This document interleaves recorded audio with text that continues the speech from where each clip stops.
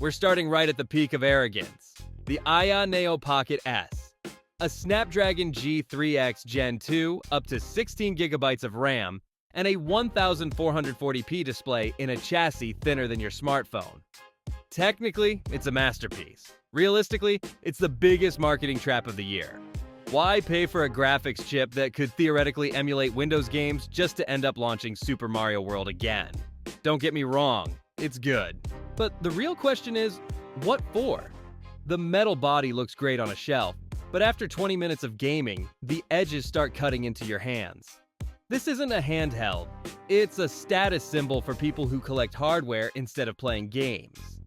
If you want to burn $400 just to prove that you can, buy it. And make sure to subscribe to the channel because there are more candidates like this coming up in today's list. This is where it gets insidious. The Ayn Odin 2. Snapdragon 8 Gen 2, an 8,000 mAh battery, and the promise, everything up to PS2 perfectly. And yes, the device delivers. But here's the uncomfortable truth. You're buying a $300 device to emulate consoles whose best games you probably already own, or that run better on any used Office PC. We're being sold the idea that we need high-end Android for nostalgia. But Android is not a gaming OS. It's an overhead monster that constantly stands between you and your game. The Odin 2 is fantastically built, but it's proof that we're willing to spend hundreds of dollars on theoretical performance. While 90% of your playtime happens on systems that don't even use 1% of that CPU. And now we get to the devices that truly make the industry tremble. Now the whole thing is tipping over. Take a look at the Anbernic RG ARC, an RK3566 chip, no analog stick, just that Sega Saturn-style D-pad for under $100. The spec fetishists laugh at it, but who's laughing in the end? The ARC delivers a more authentic fighting game feel than the $400 Odin.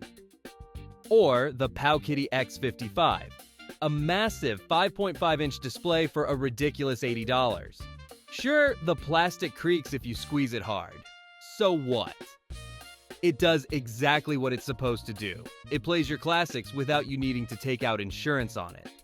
These devices are living proof that the extra $300 often goes to the manufacturer's ego, not to your enjoyment.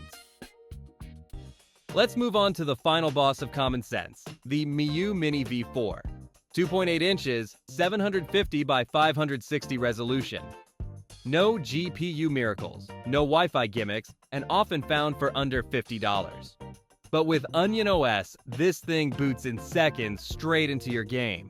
It proves that the entire arms race pushed by the big brands is nothing but an illusion.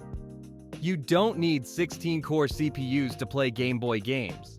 The Miyoo Mini is the receipt for a greedy industry. It's small, it's cheap, and it's more fun than any $500 tablet with controllers attached.